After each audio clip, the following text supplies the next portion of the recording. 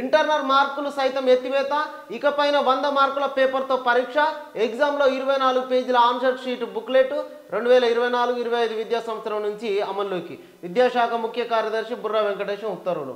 10వ తరగతి పరీక్షా విధానంపైన రాష్ట్ర విద్యాశాఖ కీలక నిర్ణయం తీసుకున్నది. గ్రేడింగ్తో పాటుగా ఇంటర్నల్ మార్కుల విధానానికి స్వస్తి పలికింది. మంచి ముచ్చట ఇది. 100 మార్కుల పేపర్ తోటి ఎగ్జామ్ నిర్వహించాలని డిసైడ్ అవుతా ఉన్నది 10th క్లాస్కు సంబంధించి. ఈ విద్యా సంవత్సరం 2024-25 విద్యా సంవత్సరం నుంచి అమల్లోకి వచ్చేటువంటి అవకాశం ఉన్నది.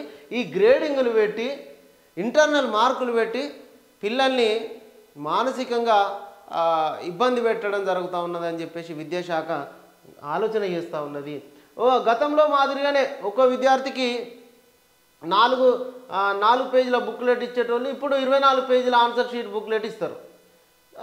24 షీట్ల ఆన్సర్ బుక్లెట్ ఇస్తే దాంట్లోనే ఆన్సర్లు రాయాలి. వాళ్ళకు వచ్చింది రాస్తారు, లేదంటే లేదు. ఇది గతంలో ఉండే, మళ్ళీ ఇప్పుడు అదే విధానాన్ని తీసుకొస్తూ ఉన్నారు.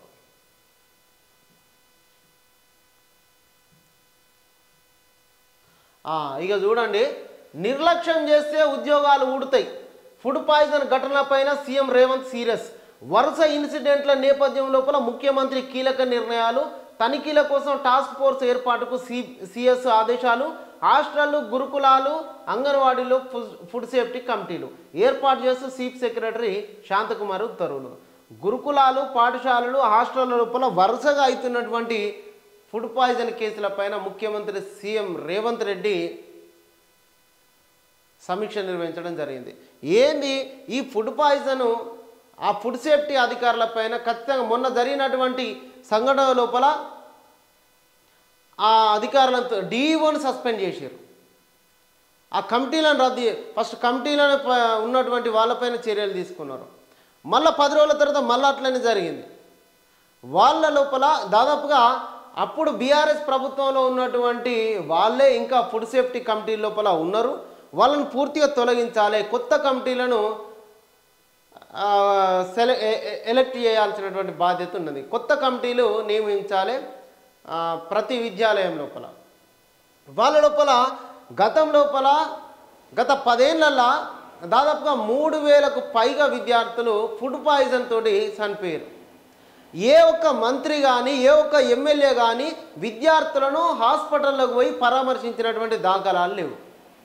ఇవాళ ముఖ్యమంత్రి ఈ ఫుడ్ పాయిజన్ కేసులపైన సమీక్ష నిర్వహించిండు. గతంలో ఎప్పుడైనా ఏ మంత్రి అయినా ముఖ్యమంత్రి అయినా ఈ సమీక్ష ఫుడ్ పాయిజన్ కేసులపైన సమీక్షలు చేసిరా? ఏ విద్యార్థులైనా పరామర్శించిరా? ఎమ్మెల్సీ కవిత మాట్లాడుతూ గత 11 నెలల సమయం లోపల 40 మంది విద్యార్థులు చనిపోయారని చెప్పేసి ఆమె ఒక ఫేక్ రిపోర్టును చెప్తా ఉన్నది. అయితే విద్యార్థులు ఫుడ్ పాయిజన్ తోటి మరణిస్తే ఏ తల్లికైనా అది శోకంగానే మిగులుతుంది. ఖచ్చితంగా దాన్ని ఎవరు కూడా ఒప్పుకోరు.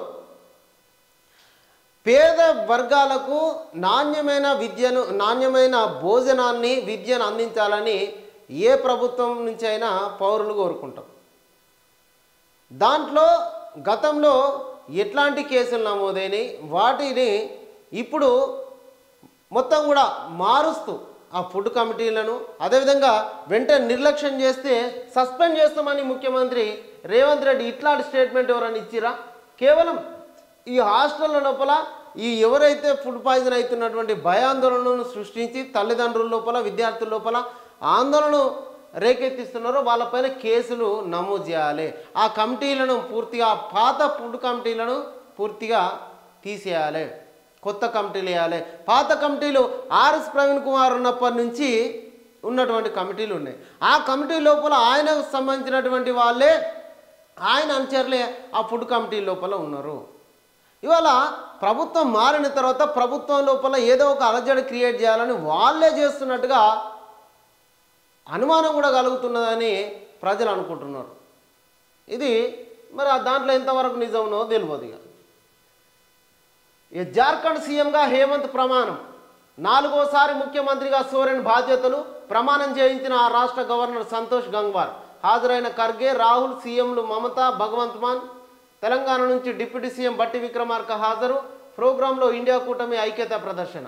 ఎంపీగా ప్రియాంక గాంధీ ప్రమాణం. సోదరుడు రాహుల్తో కలిసి పార్లమెంటుకు.